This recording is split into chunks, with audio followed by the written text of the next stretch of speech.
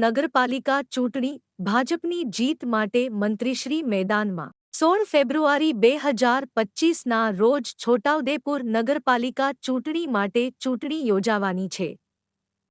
7 વોર્ડની 28 બેઠકો માટે મતદારો પોતાનો નિકાલ કરશે, જેમાં વિવિધ રાજકીય પક્ષો સહિત અપક્ષ ઉમેદવારોએ ઉમેદવારી નોંધાવી છે।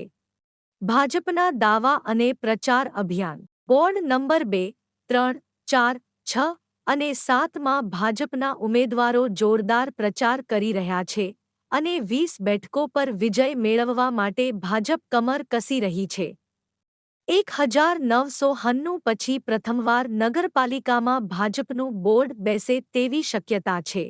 ભાજપના ટોચના નેતાઓ પ્રચાર માટે મેદાનમાં। છોટાઉદેપુર જિલ્લા પ્રભારી મંત્રી ભીખુસિંહ પરમાર, સાંસદ જશુભાઈ રાઠવા, ભાજપ જિલ્લા પ્રમુખ ઉપેન્દ્રભાઈ રાઠવા, છોટાઉદેપુર ધારાસભ્ય રાજેન્દ્રસિંહ રાઠવા, જેતપુર પાવી ધારાસભ્ય જયંતિભાઈ રાઠવા, ભાજપ આગેવાનો ગોવિંદભાઈ રાઠવા, ઘુમતી મોરચા પ્રમુખ મકસૂદ રાઠોડ। આજે ભાજપના કાર્યકરોથી લઈને મંત્રીશ્રી સુધી તમામ મેદાનમાં ઉતર્યા છે। ભાજપના નેતાઓ અને કાર્યકરોએ પ્રચાર માટે ઘર-ઘર મુલાકાત શરૂ કરી છે।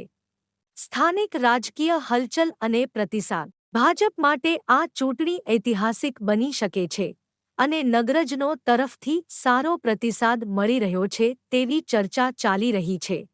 અન્ય રાજકીય પક્ષો અને અપક્ષ ઉમેદવારો પણ પ્રચારમાં વ્યસ્ત છે અને મહત્વની બેઠકો પર કટોકટીની સ્પર્ધા જોવા મળશે। આમ, છોટાઉદેપુર નગરપાલિકા ચૂંટણી માટે રાજકીય માહોલ ગરમાયો છે અને ભાજપે જોરશોરથી જીત માટે પ્રચાર શરૂ કર્યો છે। સંપાદન નટવરભાઈ નટુભાઈ પરમાર, છોટાઉદેપુર।